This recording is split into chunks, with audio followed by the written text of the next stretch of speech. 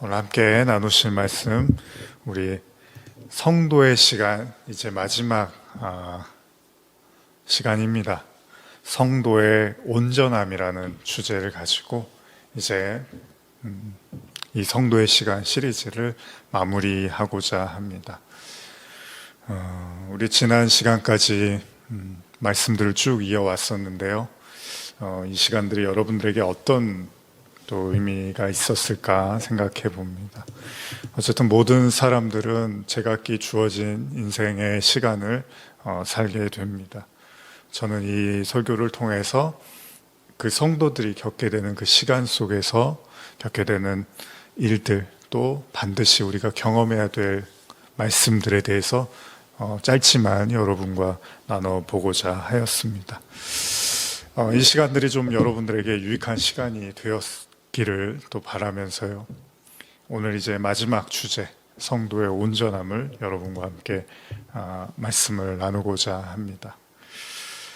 우리 함께 마태복음 5장 43절 말씀 함께 읽겠습니다. 43절에서 48절까지 함께 말씀을 읽겠습니다. 또 내 이웃을 사랑하고 내 원수를 미워하라 하였다는 것을 너희가 들었으나 나는 너희에게 이르노니 너희 원수를 사랑하며 너희를 박해하는 자를 위하여 기도하라. 이같이 한즉 하늘에 계신 너희 아버지의 아들이 되리니 이는 하나님이 그 해를 악인과 선인에게 비추시며 비를 의로운 자와 불의한 자에게 내려주심이라. 너희가 너희를 사랑하는 자를 사랑하면 무슨 상이 있으리요? 세리도 이같이 아니하느냐? 또 너희가 너희 형제에게만 무난하면 남보다 더하는 것이 무엇이냐? 이방인들도 이같이 아니하느냐? 그러므로 하늘에 계신 너희 아버지의 온전하심과 같이 너희도 온전하라. 자, 우리는 지난 시간까지 성도의 시간이라는 주제로 약 11주에 걸쳐서 말씀을 나누었습니다. 성도의 환난과 위로를 시작으로 성도의 인생, 성도의 사랑, 성도의 감사, 성도의 연약함, 그리고 지난주일에 성도의 안식에 이르기까지 6개의 주제를 가지고 말씀을 나누었습니다. 그리고 오늘 2021년의 마지막 주일이기도 한 오늘 이제 그 마지막 시간으로 성도의 온전함에 대한 이야기를 나누고 싶습니다. 사실 모든 신앙인들이 그렇겠지만요, 신앙의 결국, 보통 우리가 신앙이라는 것을 생각할 때 빠뜨릴 수 없는 게 거룩함이죠. 거룩함.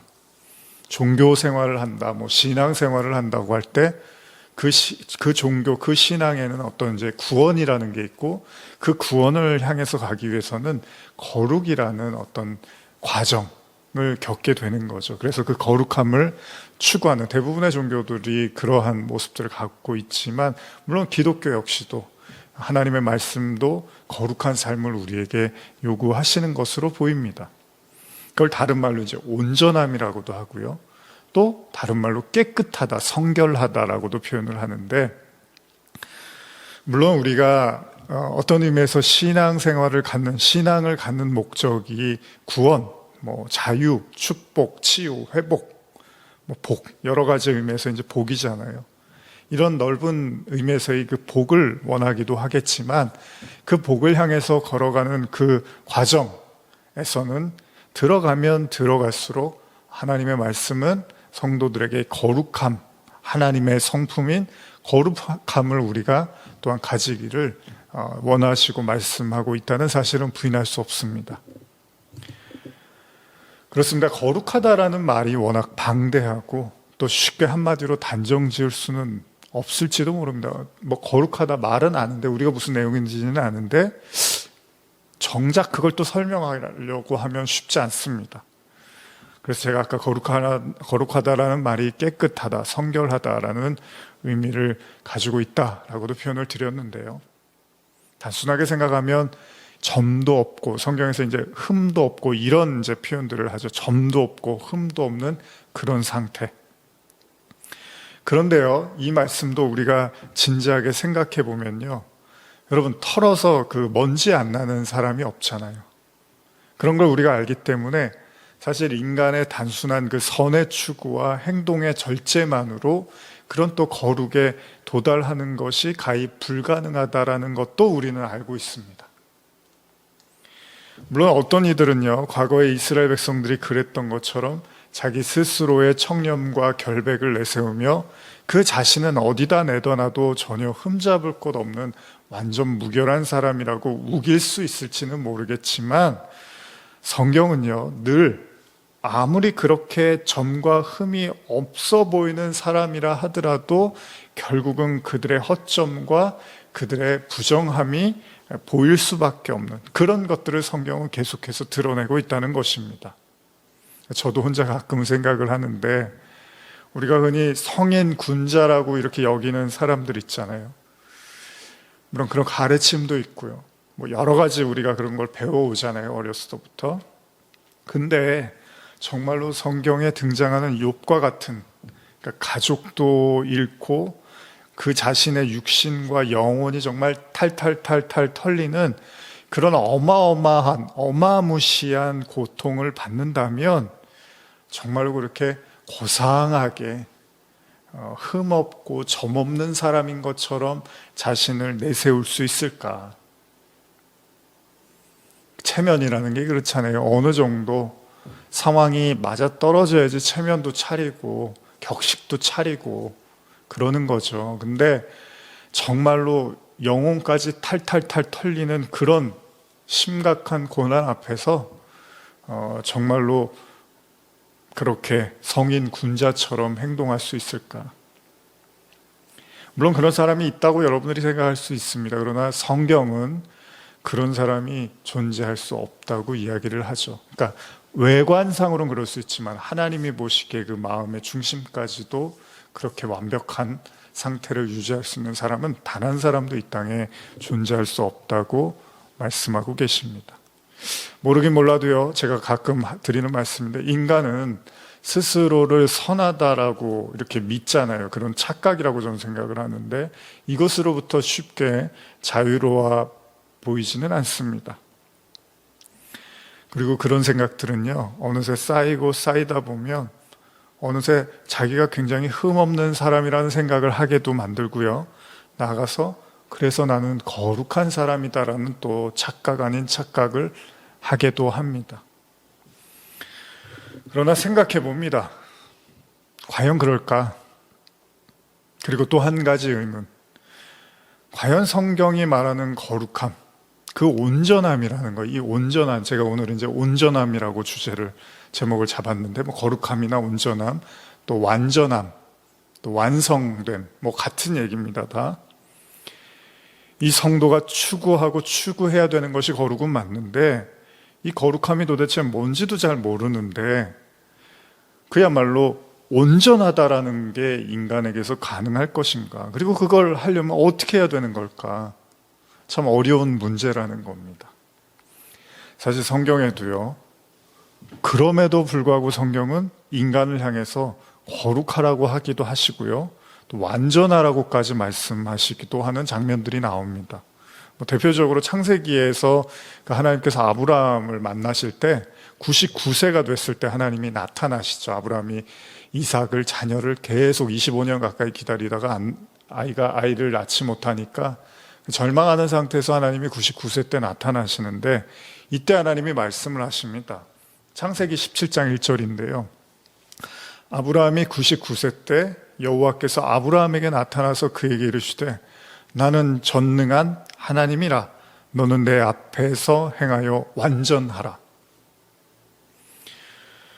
그런데요, 하나님이 아브라함에게 완전하라 그랬으면은 우리도 그렇잖아요. 정말로 이렇게 말을 하나도 안 듣고 기대감이 전혀 없는 사람한테 완전하라고 이렇게 얘기하지는 않잖아요. 어느 정도, 그래, 이 정도면 이 사람이 이제 조금만 더 노력하면 되겠구나라는 사람한테 완전하라, 이런 표현을 쓸 수 있는데, 하나님이 아브라함한테 완전하라 그랬는데, 근데 우리의 생각과는 달리요, 이 시점에 아브라함의 믿음이 점점 이렇게 좋아지다가 거의 믿음의 클라이막스의 그 완성의 시점을 달려가고 있던 그때 하나님이 아브라함에게 완전하라 이렇게 말씀하신 게 아니고요, 바로 전장, 그 17장에서 말씀하시기 바로 직전 장이 16장에서 여러분들이 잘 아시는 것처럼 아브라함은 하나님의 언약을 믿지 못하고 불순종합니다.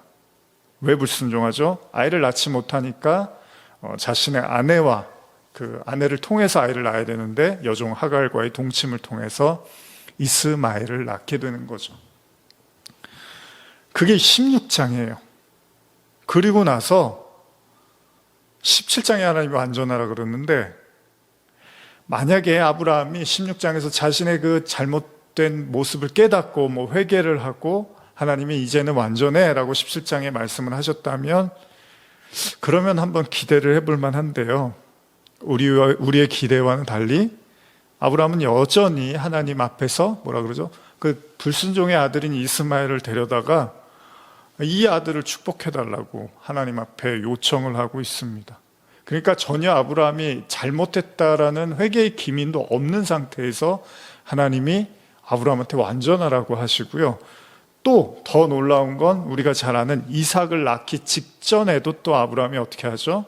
그르알 왕 아비멜렉에게 창세기 초반에, 아브라함이 초반에 이제 애굽에 내려가서, 기근이 찾아서 애굽에 내려와서 애굽 왕 앞에서 자신의 아내 때문에 자기가 난처해질까 봐 아내를 누이라고 속이잖아요. 그 행동을 이삭을 낳기 직전에도 똑같이 거짓말을 하고 자기의 목숨을 부지하려고 하죠.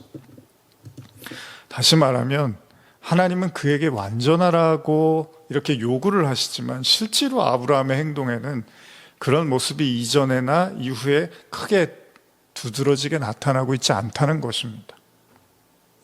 물론 이 모든 이야기를 불식시킬 수 있는 단 하나의 사건이 있죠. 우리가 잘 아는 바로 아브라함이 이삭을 하나님께 제물로 바치게 되죠. 그리고 결국 하나님은 아브라함을 믿음의 사람으로, 조상으로 인정하게 됩니다.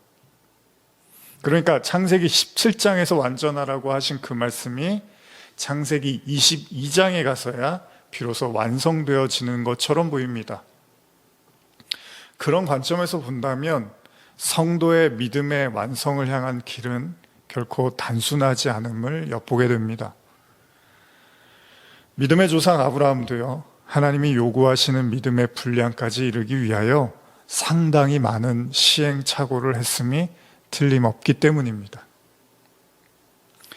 그렇다면 신약을 살고 있는 오늘날 우리는요, 이런 믿음의 분량, 즉 제가 예전에 자주 강조했던 내용인데요, 바로 그리스도의 장성한 분량을 향하여 가는 우리는 과연 어떤 내용의 삶을 살아야 되는 걸까? 여러분, 성경도 그냥 믿으면 돼 이렇게만 말하고 있지 않습니다. 어떤 믿음의 분량이 있고 그 분량을 향해서 반드시 가야 된다고 말하고 있습니다. 그걸 그리스도의 장성한 분량이라고 이제 바울이 표현을 하고 있는데, 그런 내용들, 비슷한 내용 중에 하나가 에베소서 4장 13절 14절인데요. 우리가 다 하나님의 아들을 믿는 것과 아는 일에 하나가 되어 온전한 사람을 이루어 그리스도의 장성한 분량이 충만한 데까지 이르리니, 이는 우리가 이제부터 어린아이가 되지 아니하며 사람의 속임수와 간사한 유혹에 빠져 온갖 교훈의 풍조에 밀려 요동하지 않게 하려 함이라. 바울 역시도요, 에베소서를 통해서 지금 들으신 것처럼 우리 신앙이요, 온전해져야 된다는 거예요. 어디까지요? 그리스도의 장성한 분량까지 이르러야 된다고 말하고 있습니다. 또 그래야만 어린아이처럼 요동하지 않는 그런 믿음을 가질 수 있고, 그것이 바로 성숙한 어른으로서의 신앙이라고 말하고 있습니다. 또 다른 비슷한 내용을 보면 우리가 잘 알고 있는 사랑장이죠. 고린도전서 13장에 보시면 여러분 잘 아시는 내용인데, 고린도전서 13장 11절 보시면요, 내가 어렸을 때에는 말하는 것이 어린아이와 같고 깨닫는 것이 어린아이와 같고 생각하는 것이 어린아이와 같다가 장성한 사람이 되어서는 어린아이의 일을 버렸노라. 여기서도 바울은 강조합니다. 성도는 반드시 어린아이에 머무르는 것이 아니라 장성한 사람이 되어야 된다고 말하고 있어요.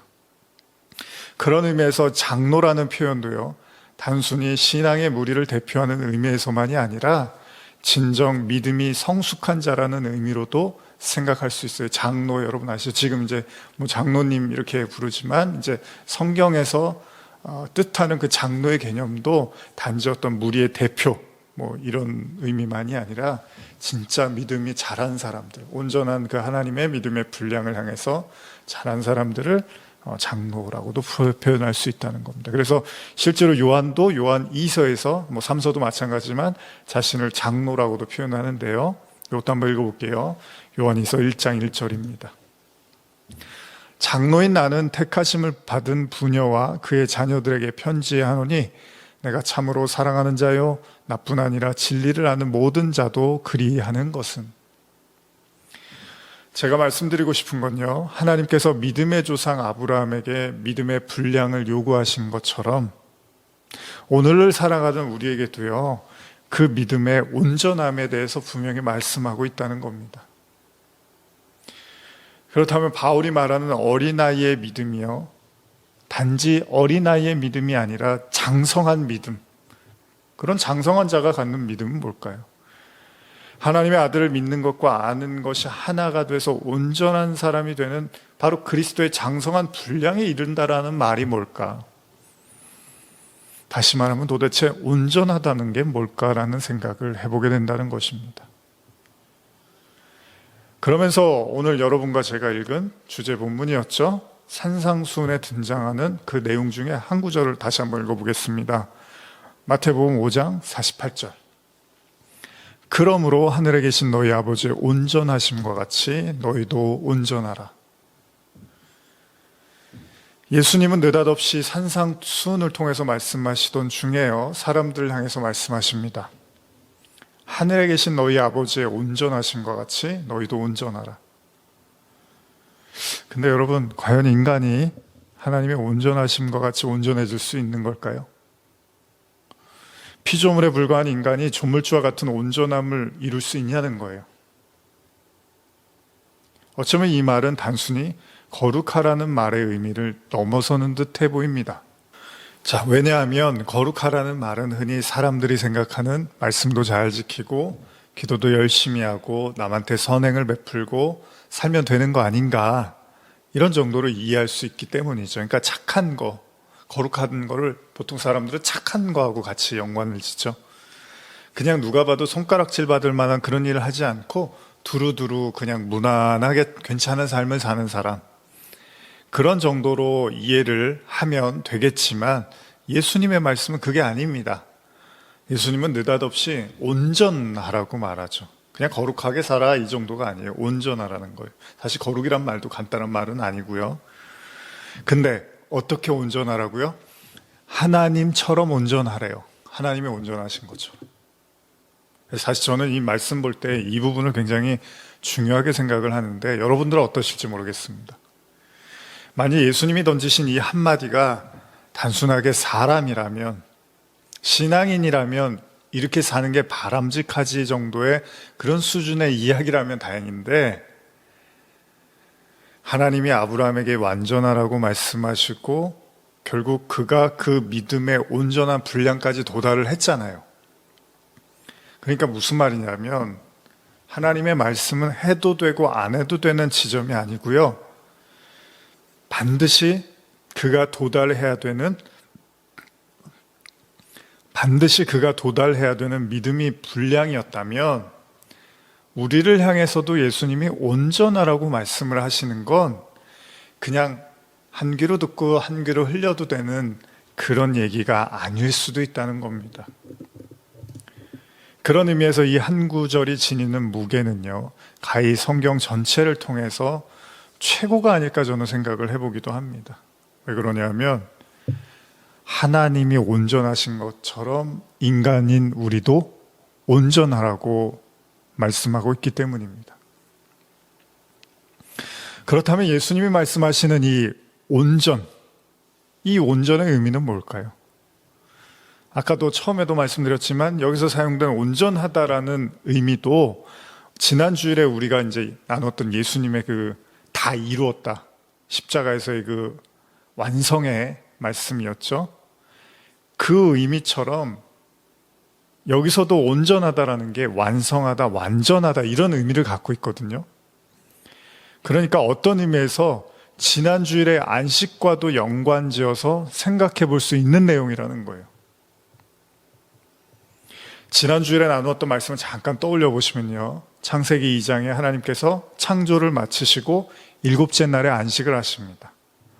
이때 성경은요, 모든 만물을 다 이루었다라고 표현을 하고 있는데, 우리는 이 말씀을 신약의 예수님의 십자가와 연관지어서 십자가에서 다 이루었다라고 말씀하시는 그 예수님을 통해서 뭐라 그랬죠? 주기도문에서 뜻이 하늘에서 이루어진 것처럼 땅에서도 이루어지리다라는 그런 말씀을 생각해 보게 됐죠. 그러니까 창세기에서 하나님의 이룸을 땅에서 예수 그리스도를 통해서 이루셨다는 거예요. 다시 말하면 하나님의 유일한 이룸, 다 이룸은 그 아들 예수 그리스도의 십자가의 그 순종으로 이 땅에 성취가 됐다는 거죠. 그게 완성이라는 거예요. 그렇다면 예수 그리스도를 믿는 우리에게도 반드시 이 땅을 살아가면서 성취해야 될 신앙의 목적지가 있다는 거예요. 그걸 예수님이 지금 산상수훈에서 제시하고 있는 거죠. 그러니까 하나님이 온전하신 것처럼 너희도 온전하다 하라고 말씀하신 이건 그냥 해도 되고 안 해도 되는 것이 아니라 신앙인의 결국이라는 거죠. 다른 말로 이게 뭐죠? 하나님이 완전하신 것처럼 너희도 완전하라는 거고, 하나님이 완성하신 것처럼 너희도 완성하라는 거죠. 만약에 그게 예수님 당신만의 몫이었다면 내가 완성할 거야 이렇게 말씀을 하셨을 거예요. 그러니까 너희는 관계없어. 근데 예수님 그러죠. 제자들에게도 너희가 날 따르려면 내가 지는 십자가를 너희도 져야 돼라고 말씀하신 것처럼, 자, 예수님이 십자가에서 다 이루셨어요. 그러면 저와 여러분들에게도 온전하라, 완전하라, 완성하라고 말씀하신 것에도 반드시 의미가 있다는 거예요. 어떤 의미요? 십자가에서 이루신 그 무언가를 우리도 반드시 우리의 것이 되어야 된다는 겁니다. 예수님의 그 다 이룸이 저와 여러분들의 것이 되어야 된다는 거예요. 물론 제가 이런 이야기를 처음 하는 건 아닙니다. 이미 작년에 산상수훈 강해를 통해서 이 내용에 대해서 설교를 한 적이 있습니다. 그럼에도 불구하고 한 해를 마무리하면서 이 부분에 대해서 좀 더 생각해 보고자 합니다. 만약 예수님의 말씀이 단순한 교훈에 머무르는 것이 아니라면 우리는 우리를 향하여 온전하라, 완전하라, 완성하라고 말씀하신 이 말씀에 대해서 진지하게 생각해 볼 필요가 있다는 거예요. 참 그런데 너무 어렵습니다. 그렇죠? 뭘 어떻게 완성을 해야 되는 거지? 얼마 전에 제가 이 시트콤을 이렇게 외국 시트콤이었는데 한 장면을 이렇게 보면서 참 재미있기도 하고 씁쓸하기도 했는데 뭐 그런 내용이었습니다. 퍼즐을 이렇게 맞추는 걸 좋아하는 한 이제 남성이 있었는데, 이제 직장인이었는데 회사에서 이제 틈틈이 쉬는 시간에 이제 그 퍼즐을, 수많은 조각의 퍼즐을 맞춥니다. 그리고 나서 이제 그 조각이 굉장히 많았는데 그걸 이제 거의 완성해 가는 시점이에요. 근데 너무 행복해 보이는 거예요. 그러니까 주변에 이제 동료들이 보면서 좋아 보인다 이러면서도 또 배 아프고 약간 장난하고 싶기도 하고 뭐 이런 마음이 든 거죠. 이를 보다가 결국은 한 사람이 그 퍼즐 하나를 몰래 숨겨버립니다. 근데 그걸 모르고 이제 이 남자는 계속해서 이제 퍼즐을 만드는데 다 이제 완성이 되는데 마지막에 한 피스가 없는 거예요. 한 조각이 없는 거예요. 그때가 갑자기 분노가 치밀어 오르고 아무리 찾아도 못 찾으니까 나중에는 그 어마어마한 그 퍼즐을 그냥 뒤엎어버리고 다 흐트러 버립니다. 그리고 나서야 장난으로 이제 그냥 장난을 치려고 했던 이 동료가 그 모습을 보고 사색이 되면서 이제 실토를 하게 되죠. 참 그런 게요, 퍼즐이라는 게 참 재밌는 것 같아요. 그렇게 수많은 조각의 퍼즐을 맞췄더라도요, 그러니까 한 조각만 없으면 왠지 그냥 다 허사처럼 느껴지더라는 겁니다. 저도 뭐 여러분들도 한두 번 그런 기억이 있으실 수 있는데요, 뭔가 열심히 만들어서 이제 한두 개만 딱 꽂으면 되는데 그 자리가 딱 비어버리면 그냥 안 만든 것처럼 돼버리는 그런 느낌을 받기도 한다는 겁니다. 나중에 생각해보면 오히려 그 한두 조각에 마치 퍼즐의 그 운명이 달려있는 것처럼 느껴진다는 거예요. 그게 바로 완성이라는 말이죠. 완성, 그쵸? 99.999는 100은 아닌 거예요. 99.99999999로 갈 수는 있지만 100은 아닌 거죠. 아브라함이 100세에 이제 이삭을 낳는데 이 완성의 개념이 있는 거죠. 하나님이 주시는. 그러니까 사실 제가 예전에 설교를 했지만 이제 사실 인간이 99까지도 가기도 어려워요. 99세 아브라함의 모습은 정말 믿음이 하나도 없었거든요. 그러니까 사실 제로예요, 제로. 근데 이제 99로 그걸 쳐준다 하더라도 100으로 만들어주는 건 하나님이 주셔야지 되는 거지, 인간이 99에서 100으로 넘어갈 수 있는 아무 방법도 없습니다. 아무 힘도 없습니다. 결국 완성은 하나님이 시켜주시는 거예요. 자, 그런 의미에서 완성이란 말을 한번 생각해 보게 되는데, 반복적으로 말씀드리지만 예수님이 별다른 의미 없이 하신 말씀이 아니라면 우리는 이 완성, 온전하라는 말씀에 더더욱 귀를 기울일 필요가 있습니다. 그렇다면 예수님이 말씀하신 그 온전이라는 믿음의 분량에 이르기 위해서 우리는 도대체 어떻게 해야 되는가? 자, 예수님은 이 온전이라는 말씀을 하시기 전에 이제 우리가 할 수 있는 건, 예수님이 그 말씀을 하셨으면 그 위아래의 그 문맥을 보는 것이 가장 도움이 되겠죠. 무슨 얘기를 하시면서 이 표현을 쓰신 건가를 한 번 더 살펴볼 필요가 있죠. 우리 한 번 더 마태복음 55장 44절에서 47절 한번 더 읽어볼까요? 나는 너희에게 이르노니 너희 원수를 사랑하며 너희를 박해하는 자를 위하여 기도하라. 이같이 한즉 하늘에 계신 너희 아버지의 아들이 되리니 이는 하나님이 그 해를 악인과 선인에게 비추시며 비를 의로운 자와 불의한 자에게 내려주십니다. 너희가 너희를 사랑하는 자를 사랑하면 무슨 상이 있으리요? 세리도 이같이 아니하느냐? 또 너희가 너희 형제에게만 무난하면 남보다 더하는 것이 무엇이냐? 이방인들도 이같이 아니하느냐? 그렇습니다. 우리가 이미 알고 있을지도 모르겠지만 예수님이 말씀하시는 온전은, 즉 완성은요, 사랑입니다. 사랑. 사실 율법의 완성도 사랑이잖아요. 예수님한테 최고의 율법이 뭡니까? 그랬더니 하나님 사랑하고 이웃 사랑을 하고 그 사랑이 전부야 라고 말씀하셨어요. 그러니까 그런 사랑의 관점에서 이해하면 조금 더 이제 수월해져요. 아, 온전함, 거룩함, 아, 그게 사랑이구나. 근데 예수님이 제시한 사랑은 원수 사랑입니다. 어쩌면 사랑 그 자체만 생각한다면 성도들에게 그렇게 어렵게 들리지 않을 수도 있습니다. 당연히 성도는 하나님을 그리고 이웃을 사랑하기 때문에 온전한 신앙의 결과는 사랑이라고 말하는 것에 이의를 제기하지 않을 것입니다. 실제로 로마서에서 바울은 율법의 완성, 그게 바로 형제사랑이라고 구체적으로 이야기하죠. 로마서 13장 8절인데요. 피차 사랑의 빚 외에는 아무에게도 아무 빚도 지지 말라. 남을 사랑하는 자는 율법을 다 이루었느니라. 자, 그러니까 쉽게 말하면 남을 사랑하는 자는 율법을 다 이룬 거라는 거죠. 여기서 어느 정도는 예수님이 말하는 온전한 사랑, 온전한 믿음의 내용에는 근접을 할 수 있어 보입니다. 그런데 이것이 우리가 생각하는 단순한 형제사랑의 또 의미만은 아니라는 걸 또 예수님은 강조하고 있다는 거예요. 예를 들면요, 예수님은 산상수훈에서 살인한 자들, 살인하지 말라라는 그 율법을 언급하시면서 뭐라 그러죠? 살인이 단지 사람을 죽이는 것만 살인이 아니라 형제를 미워하고 바보라고 하고, 그러면 그들도 심판의 대상이라고 그 범위를 엄청나게 확장시키고 있습니다. 그런 의미에서 예수님은 온전을 말씀하시면서 율법의 완성이라는 형제사랑을 단순한 그냥 사랑, 예수님이 말씀하셨듯이 자신을 사랑하는 자들에 대한 그냥 사랑, 그것이 아니라요, 자기를 불편하게 하고 심지어는 박해하는 자들에 대한 사랑까지도 주문하십니다. 그리고 그 끝에서 심지어는 누구를 사랑하라고요? 원수를 사랑하라고 말씀하시죠. 원수 사랑. 사실 우리가 이 신앙생활하면서 참 많이 들었던 얘기이기도 하죠. 어쩌면 인간의 이성에는 좀 거북하고 불편하게 들릴 수 있는 이야기이기도 합니다.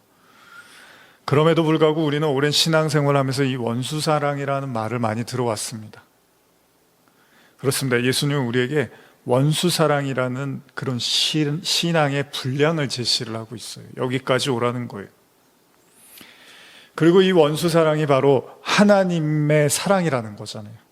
그러니까 하나님처럼 온전하라는 건 너희도 원수 사랑을 하라는 거예요.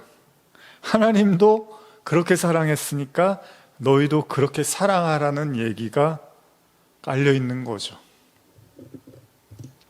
만일 원수 사랑을요, 단순하게 생각한다면 자신에게 대단한 잘못을 저지른 사람에 대한 용서의 차원, 나아가서 그들에 대한 관대함, 더 나아가서 그들에 대한 섬김, 사랑, 이 정도로 생각할 수 있을 겁니다. 문제는요, 이런 원수 사랑이 이를 악물고 어떻게든 신용은 해볼 수 있잖아요. 근데 마음까지는 그게 쉽지 않죠. 진심으로 그래야 되는데 그거는 쉽지 않잖아요. 근데 행동은 어떻게 조절할 수 있겠죠, 최대한.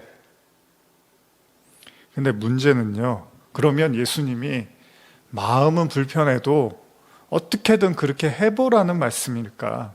그럼 하나님이 온전하다고 인정을 해주시겠다는 걸까? 여러분들이 잘 아시는 마태복음 18장에 보시면 7번씩 70번이라도 용서하라는 말씀으로 유명한 장이죠. 용서와 관련된 장입니다. 여기 그냥 전체 그냥 용서 이야기예요. 예수님 제자들에게 형제에 대한 용서를 강조하시고요. 1만 달란트의 비유를 말씀하시죠. 이것도 잘 아시죠? 용서에 대한 이야기입니다. 아니, 네가 1만 달란트를 탕감받았는데 100데나리온 빚진 자를 가서 흔들고 때려? 너는 다시 감옥에 가. 이런 내용이잖아요. 그러면서 예수님이 마지막에 뭐라고 하시냐면 마태복음 18장 35절인데요.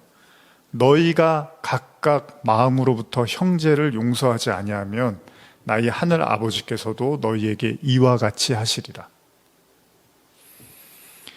참 난감한 구절을 말씀하십니다. 이전에도 제가 나눴지만 예수님이 말씀하신 용서는 단순한 복종과 순종의 차원에서 힘들어도 이를 악물고 용서하라는 것이 아닙니다. 예수님 말씀하신 용서는요, 마음의 중심으로부터 우러나오는 용서를 말씀하십니다. 심지어 예수님은 형제를 그렇게 용서하지 않는다면 하나님도 우리에게 그렇게 하시겠다고까지 말씀하십니다. 이러면요, 온전하라는 말씀이 더 어려워집니다.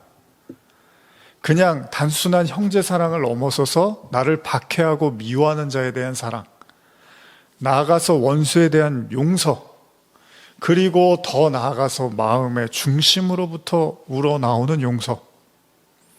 이쯤 되면 인간에게서 하나님의 용서와 사랑을 기대하는 것은 거의 불가능해 보입니다.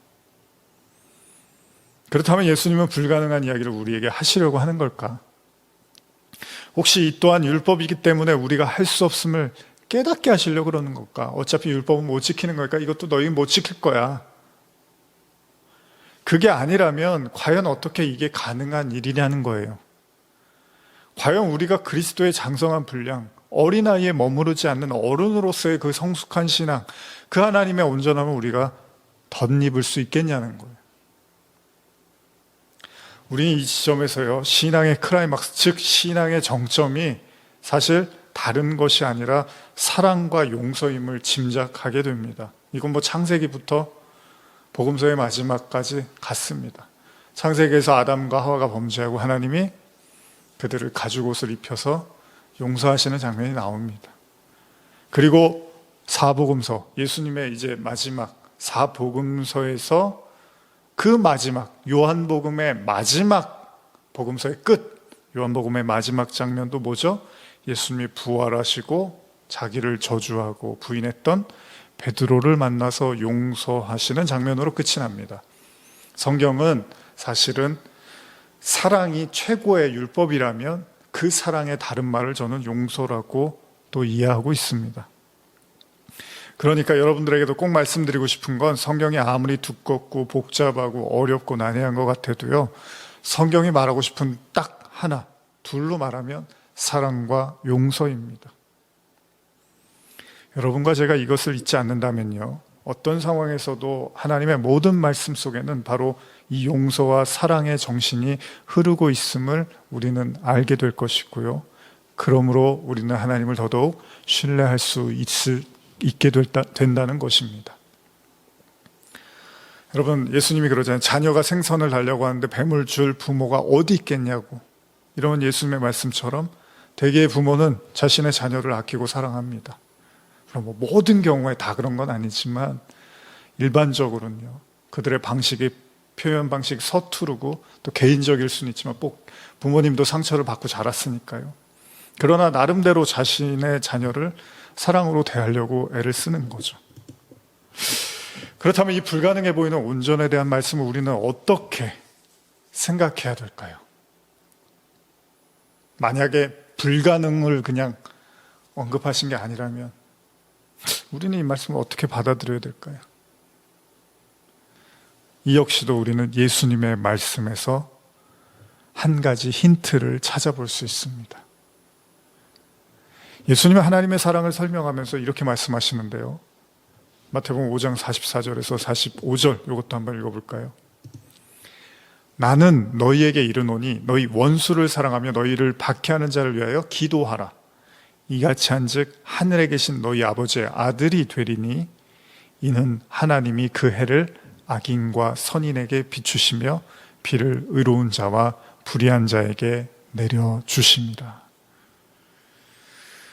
도대체 어떻게 하라는 말씀일까요? 원수 사랑, 온전한, 완전한, 완성된 신앙은 결국 원수 사랑이라고 하시는데, 그 원수 사랑은 지금 읽은 이 말씀을 통해서 우리가 넌지시 생각해 볼 수 있는 단서가 되는 구절이기는 한데, 과연 어떻게 우리는 온전해질 수 있을까요?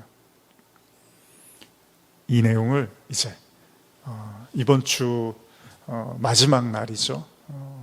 저희 송구 영신 예배 때 여러분과 함께 이 마지막 이제 성도의 시간 마지막 말씀을 나누고자 합니다.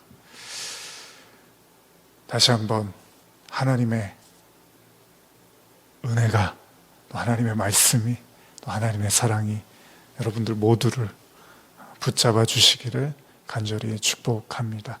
기도하시겠습니다. 하나님 아버지, 감사합니다.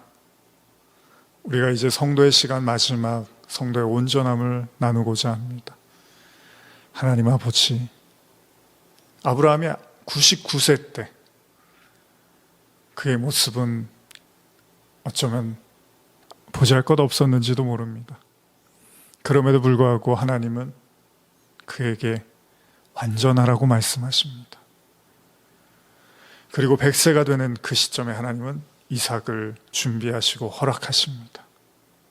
어쩌면 우리의 힘으로 온전하고 완전하라는 것이 어쩌면 우리의 힘으로 되는 일은 아닐 것입니다. 그러나 반드시 하나님은 택하신 백성들에게, 자녀들에게 이 온전과 완전함의 축복을 부어주시기를 원하시는 줄 압니다. 예수님이 온전하라고 말씀하셨던 것처럼 예수님의 십자가에서 이루신 그 온전하고 완전하고 완성된 그 사랑, 그 사랑의 참된 의미를 말씀을 통해서 깊이 깨닫게 하시고, 또한 우리의 영혼 가운데 흘러 넘치게 하여 주시옵소서. 올 한 해 걸어온 모든 성도들의 마음을 시원케 하여 주시옵소서. 예수님의 이름으로 기도합니다. 아멘.